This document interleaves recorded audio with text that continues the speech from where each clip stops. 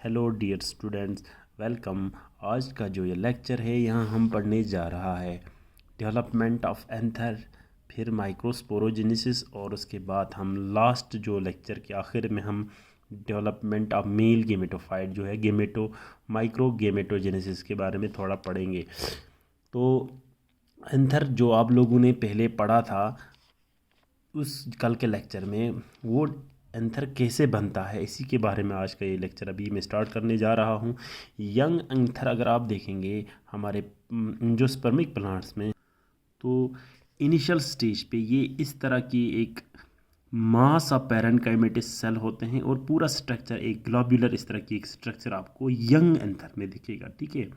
फिर उसके बाद कुछ समय के बाद इन्हीं ग्लोब्यूलर जो ये एंथर है इसके धीरे धीरे से चार इसके कॉर्नर्स वजूद में आ जाता है और फिर उसके बाद क्या हो जाएगा, इसके चार कॉर्नर्स पे कुछ मेरिस्टेमेटिक सेल्स जो है वो, या हाइपोडर्मिस के ठीक नीचे जो है कुछ सेल्स जो है वो डिफ्रेंशिएट हो जाता है, ठीक है, अलग हो जाता है। डिफ्रेंशिएट मतलब अलग हो जाएगा, ठीक है। उसके बाद ये साइज़ में इनसे अलग हो जाएगा। उसके बाद क्या हो जाता है कि ये मेरिस्टेमेटिक सेल्स जो यहाँ पे है इनको हम अब आर्कीस्पोरियल सेल्स बोलेंगे। यही आर्कीस्पोरियल सेल्स फिर डिवाइड हो जाता है और इसके एक ख़ास तरीके से ये डिवाइड हो जाएगा। तो यहाँ दिखाया गया है कि जल्द ही जो है ये फोर लोब्ड हो जाता है। उसके बाद इनमें कुछ सेल्स जो है वो कॉर्नर पे डिफ्रेंशिएट हो जाता है इन टर्म्स ऑफ साइज़। तो उसको उन सेल्स को हम आर्चिस्पोरियल इनिशियल्स या आर्चिस्पोरियल सेल्स कहते हैं। ये आर्चिस्पोरियल सेल जो इधर मौजूद है ये डिवाइड हो जाता है। ये यूँ डिवाइड हो जाएगा। इनमें जो सेल है, मान लो ये एक सेल है यहाँ पे, तो ये सेल जो है ये डिवाइड होके इस तरह से सेल, समझ आया, एक ये डिवाइड होके दो सेल्स बनाता है, एक बाहर की तरफ कुछ सेल्स और अंदर की तरफ सेल्स। तो हम पेरिक्लाइनल डिवीजन हम इसको कह सकता है। तो पेरिक्लाइनल डिवीजन के ज़रिए जो है ये एक बाहर की तरफ सेल्स कुछ बनाते हैं जिनको हम प्राइमरी पैराइटल सेल्स कहते हैं, ठीक है। और अंदर की तरफ भी कुछ सेल्स है जिनको हम प्राइमरी स्पोरोजीनियस सेल्स बोलेंगे, ठीक। तो याद रखेंगे कि ये सेल जो है वो डिप्लॉयड स्ट्रक्चर है अभी तक। तो प्राइमरी पैराइटल सेल जो ये बाहर की तरफ सेल है अब, ठीक है, ये सेल फिर से डिवाइड हो जाता है। अब ये सिर्फ पेरिक्लाइनल डिवीजन नहीं हो जाता है बल्कि ये इस तरफ भी डिवाइड हो जाता है और साथ में इधर से भी डिवाइड हो जाएगा। तो बोथ प्लेन्स में इस तरह से periclinal as well as anticlinal division हो जाता है इस प्राइमरी पैराइटल सेल की या आउटर सेल की, जिसकी वजह से क्या वजूद में आ जाता है, क्योंकि एपिडर्मिस तो पहले ही बना हुआ होता है। तो 3 से 5 लेयर की जो है एंथर वॉल बन जाता है जिसमें एपिडर्मिस, इंडोथीशियम, अच्छा उसके अलावा टैपिटम, मिडल लेयर, ये वगैरह जो है वजूद में आ गया है। इन सब को हम मिला के बोलेंगे एंथर वॉल, ठीक है।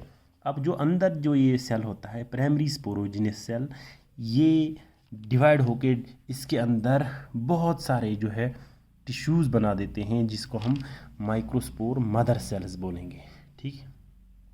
तो फाइनली आपके पास इस तरह से हर एक लोब में, इस तरह से हर एक कोने में जो है आपको इस तरह की स्ट्रक्चर आ जाएगा। तो ये पहले से ही होता है 1 2 3, ये एंथर वॉल का ये पोर्शन जो है ये प्राइमरी पैराइटल सेल से वजूद में आ जाता है, ठीक है। और जो अंदर हैं ये प्राइमरी स्पोरोजिनस सेल जो है इनकी डिवीजन से यहाँ से बनेंगे सेल जिनको हम बोलेंगे स्पोरोजिनस टिश्यूज़ या सीधा माइक्रोस्पोर मदर सेल्स, ठीक है। अब जब माइक्रोस्पोर मदर सेल भी बन गया, एंथर का वॉल भी बन गया, तो ये माइक्रोस्पोरोजेनेसिस यहाँ से स्टार्ट हो जाएगा। माइक्रोस्पोरोजेनेसिस किस प्रोसेस को बोलते हैं, जब माइक्रोस्पोर मदर सेल, ठीक है, एमएमसी जो है ये मियोसिस होके क्या हो जाएगा, इसके 4 सेल जो है वजूद में आ जाएगा। तो 4 हैप्लॉइड सेल जब ये बनाता है इसी को हम माइक्रोस्पोरोजेनेसिस बोलते हैं, यानी एक सोमेटिक सेल से एक गीमेटिक सेल्स बन जाएगा। Microspore mother cell divides meiotically to form 4 haploid microspores, हम इनको बोलेंगे, क्या कहेंगे, इस तरह से 4 माइक्रोस्पोर जो है बन जाता है। This process is called as microsporogenesis. ठीक है, अब ये 4 सेल्स अब यहाँ बन गया, ये मैंने सेपरेट यहाँ बनाया गया है, हालांकि एक दूसरे के साथ जुड़ा हुआ होता है।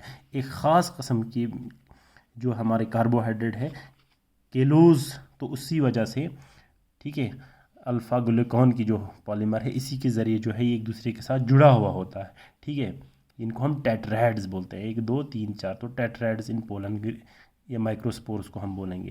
तो माइक्रोस्पोरोजेनिस में क्या होता है, माइक्रोस्पोर मदर सेल जो है इसकी मियोसिस हो जाते हैं और 4 हैप्लॉइड माइक्रोस्पोर्स जो है वो वजूद में आ जाता है। ठीक है, रिडक्शनल डिवीजन हो जाएगा, तो यहाँ पे क्रोमोसोम नंबर जो है ये डिप्लॉइड से क्या हो जाएगा, हैप्लॉइड हो जाएगा।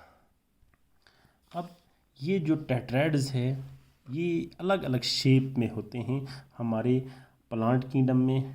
ठीक है, ये कभी कभी इस तरह से इस शेप में होते हैं जिसको हम टेट्राहेड्रल बोलेंगे। सबसे ज़्यादा होते हैं, लगभग 60 to 70 % एंजियोस्पर्म्स में इस तरह के टेट्राइड्स होते हैं। या आइसोबाइलेटरल टाइप का होगा, या लीनियर टाइप का होगा, या डिकस सेट, ये वाला डिकस सेट है, ये जो टी शेप्ड में है।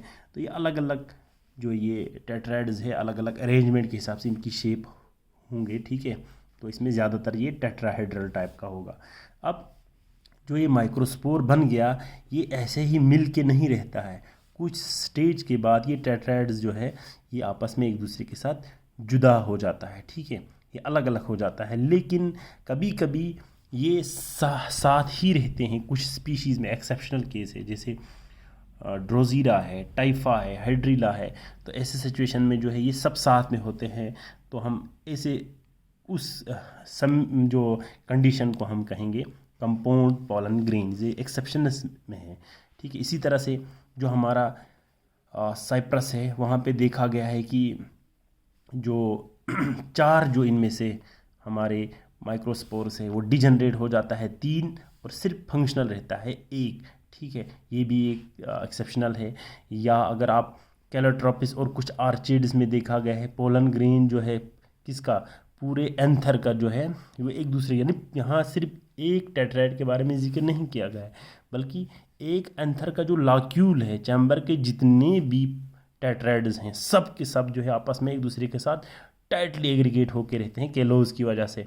तो उस टाइप की स्ट्रक्चर अगर बनेगा तो पुलिनियम, ये अक्सर पूछा जाता है पुलिनियम क्या है, तो ये एक कम्पैक्ट जो है क्या है, माइक्रोस्पोर्स है लॉक्यूल का। ठीक, अगर वही कम्पैक्टली नहीं होगा, लूजली, लेकिन लॉक्यूल के अंदर होगा, ठीक है, सब साथ में, तो मैस्यूलेज बोलते हैं। जैसे कि मिम्यूसी फैमिली में देखा गया है, मिमोजेसी यानी मिम्यूका पेडिकाटा चमिनाट जो प्लांट है इसकी फैमिली में। ठीक है, सिमिलरली इन कस्क्यूटा जो है वहाँ पे पॉलीस्पोरी देखा गया है। बहरहाल ये कुछ एक्सेप्शंस हैं हमारे प्लांट किंगडम में माइक्रोस्पोरोजेनेसिस की। जो लास्ट स्टेज है टेट्राइड्स का वो इसके बारे में। अब माइक्रोस्पोर्स बन गया, वो माइक्रोस्पोर अभी भी हम उसको मेल गेमेटोफाइट नहीं कहेंगे, तो डेवलपमेंट ऑफ मेल गेमेटोफाइट जो है एक अलग हेडिंग के ज़रिए यहाँ लिखा गया है, या इसको हम माइक्रो गेमेटोजेनेसिस भी बोलते हैं। ठीक है, तो और साथ साथ में आपको पोलन वाल के बारे में बताया जाएगा।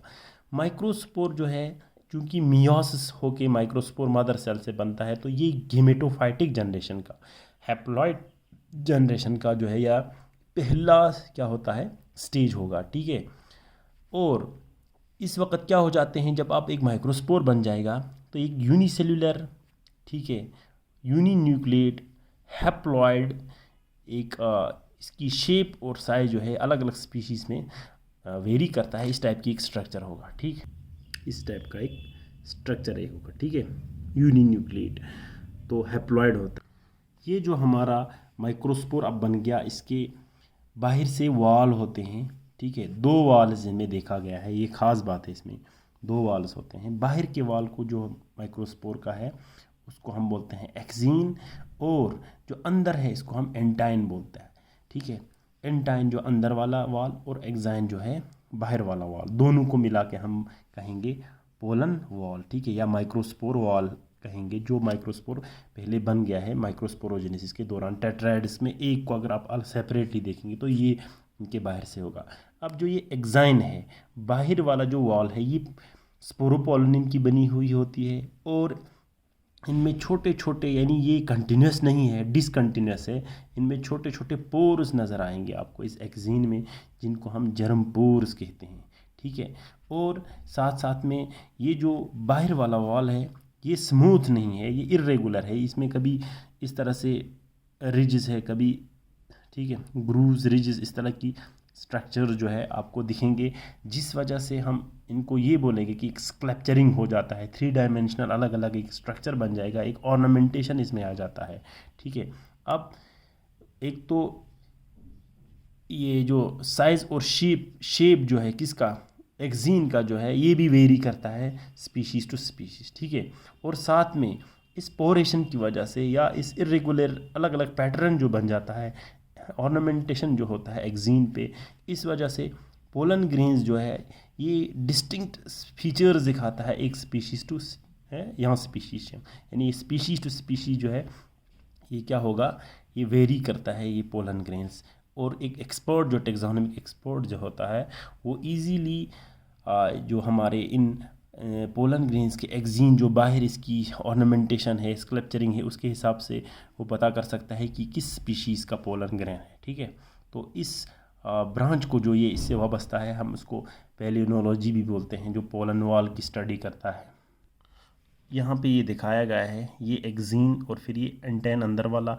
ये एक्जीन जो है या बाहर वाला जो वॉल है पोलन का, ये फिर से इसको सब डिवाइड आप दो और इसके सब पार्ट्स या सब स्ट्रक्चर्स आप देखेंगे, एक्ट एक्जीन और एंड एक्जीन।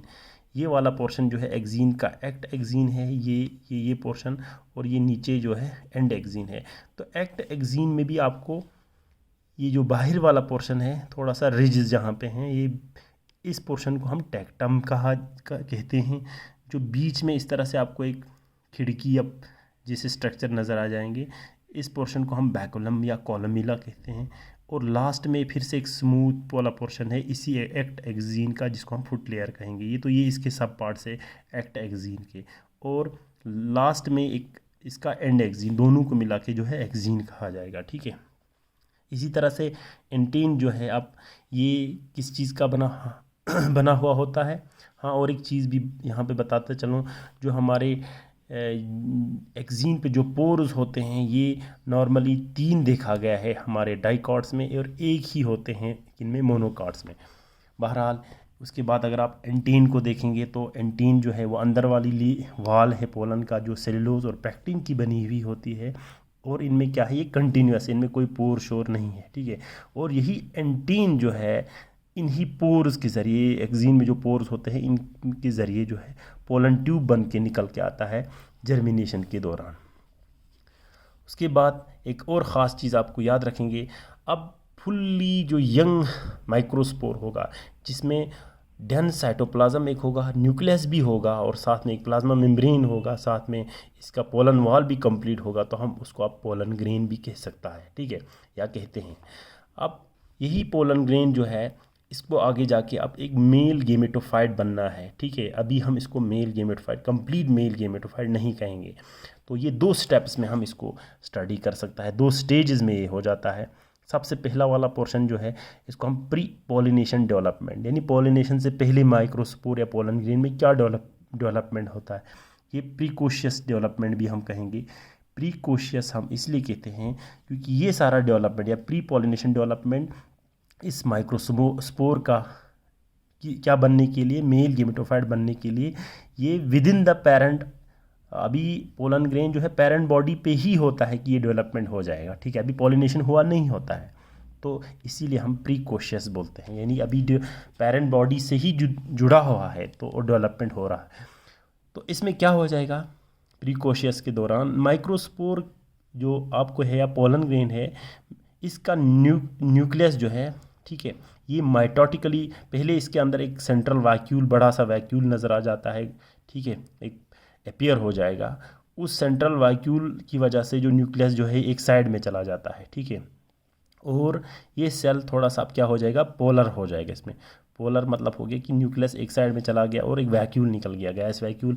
अब उसके बाद क्या हो जाते हैं कि अब ये जो न्यूक्लियस है, कौन सा वाला, जो किस में है, एक एंड पे है ना, एक कोने पे है, ये डिवाइड हो जाएगा, इसका न्यूक्लियस डिवाइड हो जाता है और 2 न्यूक्लियस वजूद में आ जाएगा, क्योंकि हैप्लॉइड तो पहले हैं। अब माइटोसिस के ज़रिए ही क्या हो जाएगा, इसका डिवीज़न हो जाएगा और फिर उसके फ़ौरन बाद जो है यहाँ सेल वॉल भी जो है इसका बीच में एक पार्टीशन भी हो जाता है। इस तरह से 2 सेल जो है वजूद में आ जाता है, दोनों हैप्लॉइड। ठीक है, एक जो है बड़ा सेल जिसको हम वेजिटेटिव या ट्यूब सेल कहते हैं, और एक छोटा सा इसी के साथ एक छोटा सेल जिसको हम जनरेटिव सेल कहते हैं। इन दोनों के बीच में जो डिफरेंस या जो इसको अलग करता होगा वो केलोज, फिर से केलोज आ जाता है, जिसकी वजह से दोनों फिलहाल पहले स्टेज में अलग होता है। ठीक है, पहले ये हो जाएगा, उसके बाद कुछ देर के बाद या कुछ दिनों के बाद फ़ौरन जो ये केलोज वॉल है इन दोनों के बीच में ये डिज़ोल्व हो जाता है और ये छोटा सा जनरेटिव सेल है, ये सीधा इस वेजिटेटिव सेल के साइटोप्लाज्म में फ्लोट करना स्टार्ट कर देगा। ठीक है, अब कितना हो गया, इनकी कितने सेल्ड हैं यहाँ पे, हैप्लॉइड है दोनों, एक लार्ज वेजिटेटिव सेल है और साथ में एक छोटा सा क्या है, जनरेटिव सेल है। ठीक है, ये जनरेटिव सेल थोड़ा स्पिंडल शेप्ड के होते हैं, यहाँ पे मैंने थोड़ा इसको स्फेरिकल, ये थोड़ा सा स्पिंडल शेप का मान लो, ये इस टाइप का होगा, अंडे के टाइप में। ठीक है, और इसकी साइटोप्लाज्म काफ़ी डेंस होता है। बहरहाल उसके बाद क्या हो जाएगा, अब 2 सेल हैं। ठीक है, जनरेटिव और वेजिटेटिव, इसी 2 सेलेड स्टेज में अक्सर एंजियोस्पर्म्स में जो है पॉलिनेशन हो जाता है।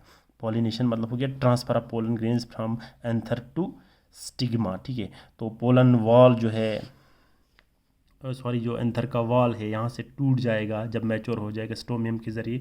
तो एक जितने भी इनके चैम्बर्स हैं, इनमें लॉक्यूल्स में जो पोलन ग्रेन है ये निकल के चला जाता है। पॉलिनेशन के लिए डिफरेंट एजेंसी जो है इस्तेमाल करते हैं, जैसे कि हमारे इंसेक्ट है, विंड, वाटर, मैन, जो भी होगा बहरहाल उनके ज़रिए जो है ये स्टेग्मा तक चला जाता है। उस प्रोसेस को हम पॉलिनेशन कहेंगे, जो एक अलग हेडिंग में पढ़ाया जाएगा।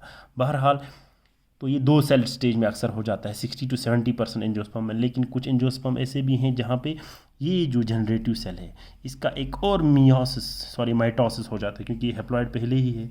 तो एक और माइटोसिस, सेकंड माइटोसिस डिवीजन होकर यहाँ 2 इसकी male gametes, non motile male gametes बन जाता है। तो ये 3 सेलेड हो गया, एक वेजिटेटिव बड़ा सेल, 2 मेल गेमेट। तो कुछ में ये 3 सेलेड स्टेज में भी जो है पॉलिनेशन हो जाता है। ठीक है, तो अक्सर जो है वो 2 सेलेड में। तो ये वाला पोर्शन हो गया हमारा, प्री पॉलिनेशन तक ये हो गया। ठीक है, अब उसके बाद पॉलिनेशन हो जाएगा। अब पॉलिनेशन के बाद जो है वो पोस्ट पॉलिनेशन डेवलपमेंट, या हम पोलन पिस्टल इंट्रैक्शन के साथ भी इसको जोड़ सकता है। पोलन ग्रेन जो अब 2 सेलेड स्टेज है जैसे कि अक्सर होता है, तो वो रिसीव हो जाएगा इस स्टिग्मा के ऊपर। ठीक है, स्टिग्मेटिक सरफेस पे। ठीक है, तो वहाँ पहुँच के ये अपना साइज़ जो है, पोलन ग्रेन जो अपना साइज़ जो है कुछ वाटर एब्जॉर्ब करके थोड़ा सा बड़ा हो जाता है, इनलार्ज हो जाता है। ठीक है, अब स्टिग्मा यहाँ से आगे कुछ केमिकल्स रिलीज़ कर देगा, और ये भी कुछ केमिकल्स मोस्टली कुछ सेलुलोज और कुछ कार्बोहाइड्रेट्स और कुछ लिपिड्स जो है आपस में एक दूसरे के ये भी सिक्रेट करता है पोलन ग्रेन। और स्टिग्मा के सरफेस भी ये आपस में एक दूसरे के साथ एक किस्म का कीमोटैक्टिक जो है मैसेजिंग हो जाती है, केमिकल की मैसेजिंग एक दूसरे से। तो स्टिग्मा कुछ रिकॉग्निशन फैक्टर्स ये रिलीज़ करता है, जो डिसाइड करता है कि आने वाला जो यहाँ पे पोलन ग्रेन है वो यहाँ से नीचे जर्मिनेट होगा या नहीं होगा। ठीक है, कुछ केस में जर्मिनेट नहीं होता है और ये फेल हो जाता है, ये माइक्रोस्पोर यहाँ जर्मिनेट को। कुछ केसेस में जो है वो मतलब इसको ग्रीन सिग्नल मिलता है एक तरीके से, तो ये यहाँ से जर्मिनेट होगा और फर्टिलाइजेशन का प्रोसेस जो है वो आगे चलाएगा। ठीक है, तो बहरहाल स्टिग्मा रिलीज़ करता है, पोलन ग्रेन जो है उसको जर्मिनेट होगा या नहीं होगा, इसी को हम केमोटैक्टिक मैसेजिंग भी बोलेंगे। अगर उसको ग्रीन सिग्नल मिल गया यानी कि वो पास हो गया यहाँ पे केमोटैक्टिक मैसेजिंग में, तो उसके बाद क्या हो जाएगा, फ़ौरन जो ही ये हो जाएगा तो जो अंदर वाला ये पोलन ग्रेन का जो अंदर वाला क्या है, वॉल है, एंटाइन जिसको बोलता है, वो जर्मपोर के ज़रिए जो है बाहर निकल के आता है। ठीक है, क्योंकि जर्मपोर्स होते हैं, छोटे छोटे सुराख्स होते हैं, उसके ज़रिए बाहर निकल के आता है। किसकी शक्ल में, एक ट्यूब की शक्ल में जो है बाहर निकल के आएगा। उस ट्यूब को हम बोलते हैं पोलन ट्यूब। अक्सर पूछा जाएगा बताओ पोलन ट्यूब क्या है, तो आप क्या बोलेंगे, ये एक्सटेंशन है किसका, एंटीन थ्रू जर्म ट्यूब। ठीक है, तो यही पोलन ट्यूब फिर यहाँ से होते हुए ये स्टिग्मा है, फिर स्टाइल आता है, तो स्टाइल के थ्रू होते हुए कहाँ तक पहुँच जाता है, ओव्यूल तक पहुँच जाएगा। ठीक है, अब जाहिर सी बात है ये पोलन ट्यूब का जो टिप है ना यहाँ पे, पोलन ट्यूब का जो ट्यूब है ये कुछ हाइड्रोलाइटिक एंजाइम्स रिलीज़ करता है, ठीक है, जिसकी वजह से न्यूक्लियर जो ये टिश्यूज़ है किसके स्टाइल के टिश्यूज़ वो डिज़ोल्व हो जाएगा, ठीक है। तो क्या हो जाता है, तो in the form of pollen tube पहुंच जाएगा, ठीक है, style which is followed by, जो ही ये पोलन ट्यूब यहाँ पहुंचेगा इसके पीछे इसी पोलन ट्यूब में फिर हमारा जो है, क्योंकि दो सेलेड स्टेज में एक जनरेटिव सेल होता है एक और एक ट्यूब सेल होता है, दोनों इसमें फॉलो होकर ये भी पहुंच जाता है इसके पीछे पीछे नीचे, ठीक है। जो टिप है ट्यूब का मैंने पहले ही बताया, इसमें कुछ हाइड्रोलाइटिक एंजाइम्स होता है जो भी टिश्यू स्टाइल में आ जाता है वो उसको हाइड्रोलाइज कर देता जाता है, ठीक है। अगर ये तो दो सेलेड स्टेज में, ठीक है, हो गया, तो अगर डिवाइड नहीं हुआ जैसे कि दो सेलेड स्टेज में, तो उसके बाद क्या हो जाएगा, दो सेलेड स्टेज में क्योंकि हमारा जो ये पोलन ट्यूब है उसमें दो सेल होंगे, एक जनरेटिव सेल और एक वेजिटेटिव सेल। तो जनरेटिव सेल यहाँ डिवाइड हो जाता है फिर से माइटोसिस के ज़रिए, दो हैप्लॉइड मेल गेमेट्स बनता है। अब तीन सेलेड स्टेज जो है वो यानी स्टाइल के अंदर पहुँच के हो जाएगा, ठीक है। इस केस में अगर वो तीन सेलेड स्टेज में क्या नहीं हो गया, अगर पॉलिनेशन तीन सेलेड स्टेज में नहीं हुआ है, दो सेलेड स्टेज में हुआ है, अगर तीन सेलेड वाले स्टेज में हुआ है तो क्योंकि ये वाला प्रोसेस फिर वहाँ होगा नहीं, क्योंकि ऑलरेडी दो मेल गेमेट्स वो पहले ही बन चुका हुआ होगा, ठीक है।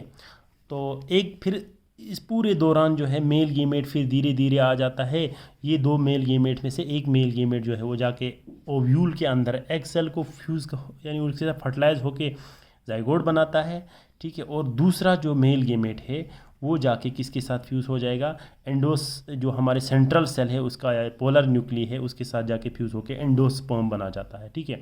तो यूँ दोनों मेल गेमेट जो है वो इस्तेमाल हो जाता है एंजियोस्पर्म में, जिसकी वजह से इसको डबल फर्टिलाइजेशन भी बोलते हैं, which is a characteristic feature of angiosperm, जो आगे आपको पढ़ाया जाएगा, ठीक है। बहरहाल, और इस पूरे प्रोसेस के दौरान जो बच गया क्या, जो एक वेजिटेटिव सेल है बड़ा वाला, वो वेजिटेटिव सेल जो है वो इन्हीं मेल गेमेट्स की न्यूट्रिशन एवं उनकी एनर्जी के मकसद से कंज्यूम हो जाता है, ठीक है। तो ये तीन सेल स्टेज जिसमें दो मेल गेमेट और एक वेजिटेटिव सेल होता है, ठीक है। तो ये तीन सेल स्टेज जो है ये फाइनल स्टेज है हमारे मेल गेमेटोफाइट का, इसको हम कंप्लीट मैच्योर मेल गेमेटोफाइट बोलेंगे, ठीक है। दो मेल गेमेट्स और साथ में एक वेजिटेटिव सेल होगा इस ट्यूब के अंदर जो है मेल गेमेटोफाइट। अब एक चीज़ याद रखेंगे आप, अब अगर आप लोगों ने ब्रायोफाइट पिछले साल पढ़ा होगा अच्छी तरह से, या टेरिडोफाइट पढ़ा होगा, वहाँ आप लोग देख सकते हैं कि जो हमारा गेमेटोफाइटिक जनरेशन है वो कंप्लीट एक स्ट्रक्चर होता है, एक प्लांट बॉडी की तरह होता है, ठीक है। बहुत सारे सेल्स उसमें होते हैं, अलग अलग स्ट्रक्चर्स बनता है। तो वो वहाँ से गेमेटोफाइटिक और वहाँ स्पोरोफाइटिक फेज जो है वो रिड्यूस होके बहुत कम होता है, लेकिन फिर धीरे धीरे इवोल्यूशन में टेरिडोफाइट से जिम्नोस्पर्म एंजियोस्पर्म तक पहुँचते पहुँचते वो गेमेटोफाइटिक जनरेशन धीरे धीरे रिड्यूस हो जाएगा। और हमारे जो अभी आपने देखा एंजियोस्पर्म्स में कितने सेल का स्टेज है, गेमेटोफाइट सिर्फ 3 सेल ही होते हैं गेमेटोफाइट में, ठीक है, मेल गेमेटोफाइट जो आपने देखा। इसी तरह से ये जो हमारा मेल गेमेटोफाइटिक रिडक्शन इसमें आ जाता है। और स्पोरोफाइट जो है, जो आप प्लांट बॉडी देख रहे हो एंजियोस्पर्म की, वो स्पोरोफाइट है। तो स्पोरोफाइट जो है वो ज़्यादा डोमिनेंट होता जाता है, ठीक है। तो गेमेटोफाइटिक जनरेशन जो है वो सुकड़ता जाएगा, रिडक्स हो जाते हैं, और जो ये स्पोरोफाइटिक जो फेज़ है वो डोमिनेंट हो जाएगा। ब्रायोफाइट्स और टेरिडोफाइट्स में, हमारे टेरिडोफाइट्स में वहाँ स्पोरोफाइटिक फेज़ जो है वो था रिड्यूस्ड, और गेमेटोफाइटिक फेज़ जो है वो डोमिनेंट था, ठीक है। तो ये चीज़ आप लोग यहाँ पे याद रखेंगे। Thank you so much.